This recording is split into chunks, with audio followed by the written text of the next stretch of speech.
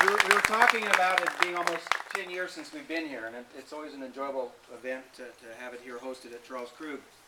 I have a special thanks because I started my career in the wine industry at Charles Krug Winery in 1973. It goes way back, and I worked for them for 5 years, and it was always enjoyable, even back then, to be on these grounds. Back, though, at that time, Rosa Mondavi was still alive.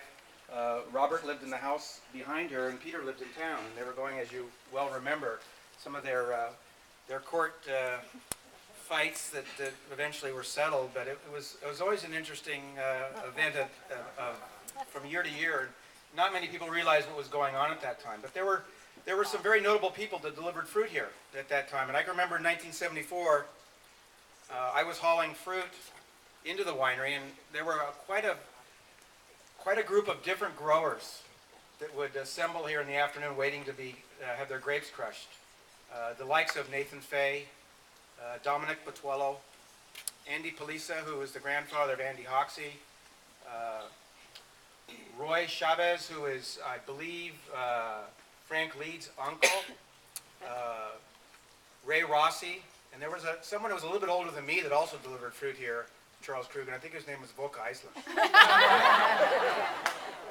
And I remember those days, don't you, Volka? Sitting out there underneath the fig tree.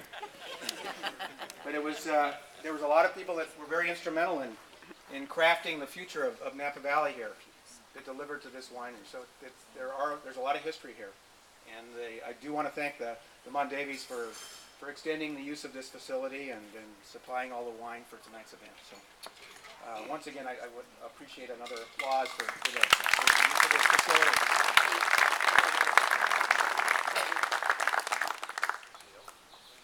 At this time, I'd like to acknowledge some of our sponsors that are here tonight that helped underwrite part of this program. We have State Fund Insurance that are here tonight, Farella, Braun, and Martel. We have Rios Farming, the California Growers Foundation, Today Vineyards, and I believe, got too many papers up here. We also have the SPG Solar, Robert Valley Vineyards, and Napa Valley Aloft. We also have, for the first time, we're in the process of releasing this Napa County Farm Bureau directory.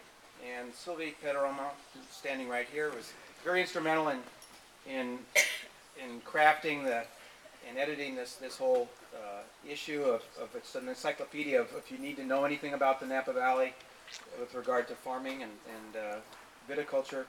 It's very nice to have this as a resource. Some of the people that are here tonight that have helped in taking out ads in this particular release are the St. Helene Insurance Company, Premier Viticultural Services, Rios Farming, California Grower Foundation, State Fund, and LJ Speed and Machine. So once again, thanks to all the people that have helped sponsor this event.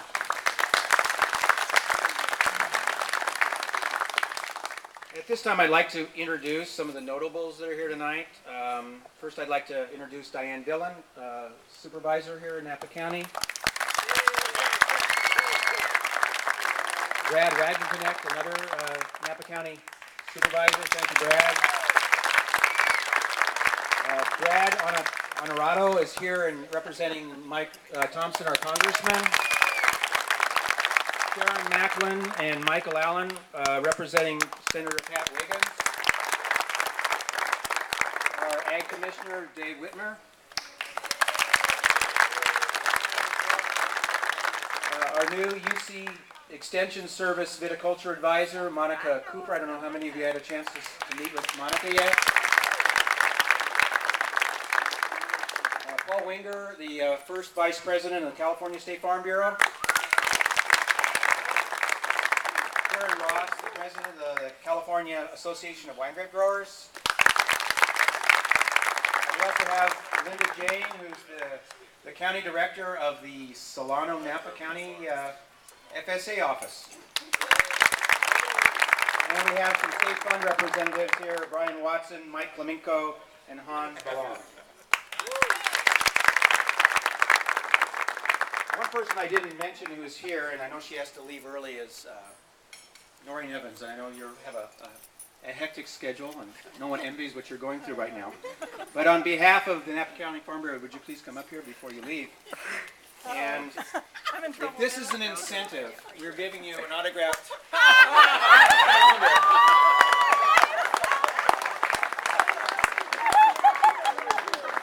Well, actually, Lori is the person who underwrote the purchase of this. And if this can incentivize, I know last year it took a magnum of Napa wine to get the state budget through. Maybe a calendar this year will push it through.